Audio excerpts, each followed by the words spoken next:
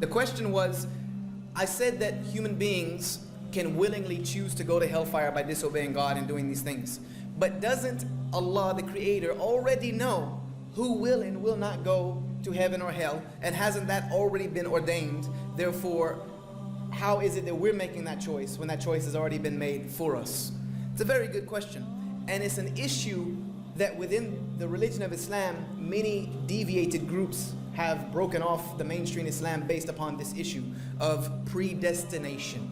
We as human beings don't really concept or comprehend some things about God because of our limitation of our minds and our faculties. We look at the world through the prism of our eyes. This is how we see the world, through the faculty of our senses, our eyes, our ears. We need them, correct? We don't look at God like this.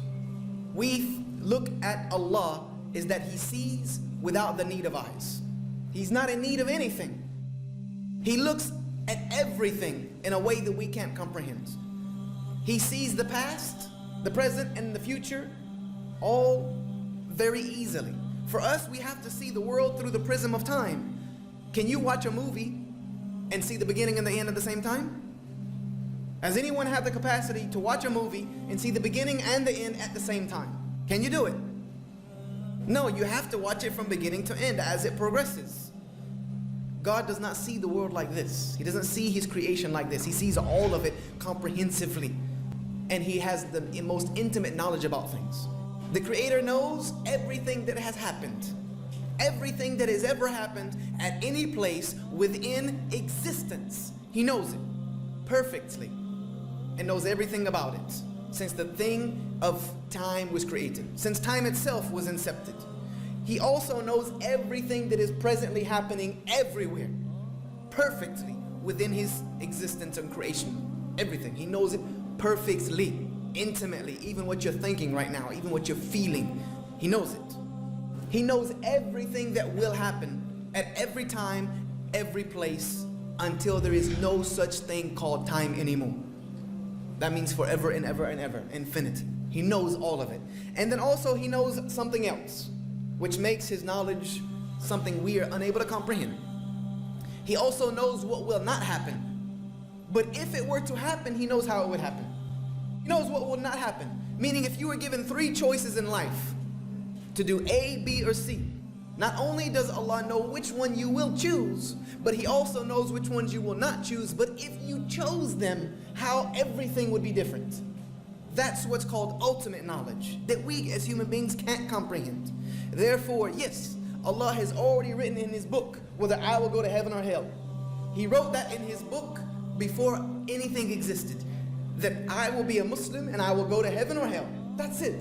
But He did not make that choice for me. He already knew what I was going to do. He knew every choice that I would be given in life and how I would make that choice and how that choice would determine my life and how I ended it. That's ultimate knowledge. If everything is destined by Allah, and if I commit any sin, then who is to blame? If I am destined to commit a murder, and then I commit a murder, but naturally I will not be responsible for it. It is Allah who has destined it. Therefore, He will be responsible. Then why should I be punished for this? As far as the question of this Qadar is concerned, it's a common question asked by Muslims as well as non-Muslim about the Qadar of Allah subhanahu wa ta'ala, and it's difficult to understand. I'd like to give an example for people to know that Allah subhanahu wa ta'ala has ilm ghaib, has knowledge of the unseen. He has knowledge of the future. I'd like to give an example that if in a classroom there is a teacher who teaches the students, after 1 year has passed, before the examination, the teacher predicts that this child, he will come first class first. This child, he'll get a second class. This child, C, he will fail. And once the examination takes place, and when the results are out, student A gets the first class first, student B, he gets the second class, student C, he fails. Now the question I would like to ask is that just because the teacher predicted that the student C would fail, can the student C blame the teacher, saying that because the teacher predicted that I will fail, I have failed? But naturally the answer is no. The teacher predicted that student C would fail. But student C cannot blame the teacher because the teacher predicted I will fail, therefore I failed. The student himself is responsible. Similarly, Allah subhanahu wa ta'ala has ilm ghaib. For example, when a human being comes at a crossroad, there are 5 roads from which he can choose. Road 1, 2, 3, 4, 5. He has the free will, he can choose any. He chooses road 3.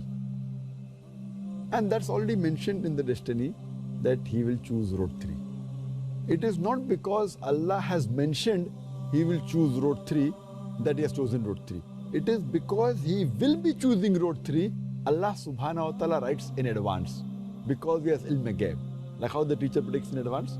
So Allah knows this person has a choice. He can choose any of the roads from the 5 roads available, but he chooses road 3. So Allah knows in advance he will be choosing road 3. Therefore he mentions in the Qadar, in the Taqdeer, that he will be choosing road 3. Now once he goes to road 3, after some time he comes on another crossroad. 1, 2, 3. He chooses road 3. Now because he will be choosing road 3, Allah knows in advance, he has ilm ghaib. So he's mentioned that after some time he'll come at another crossroad and this particular person will choose again road 3. It is not because Allah has mentioned in Taqdeer that he will choose road 3, that is choosing road 3. It is because he has chosen road 3, Allah has written in advance. It's a bit confusing, but you realize that Allah has ilm ghaib. Same way, a person, if he wants to earn his livelihood, he has both choices. Either he can strive hard, work hard, and do on his job and earn that money, or he can rob, or he can steal. The choice is his. This person prefers to steal. Now Allah knows in advance that at the age of 25, he has the option of working hard and earning honest living, or stealing. But this person steals. So Allah knows in advance he will be stealing. Therefore Allah has written the Taqdeer he will steal. It is not because Allah has written that he has stolen. It is because he will be stealing, Allah has written in advance. So similarly, if a person commits murder, it's his choice. He can either not commit murder, or he can commit murder. Choice is his. And he commits murder. Who's to blame? He's to blame.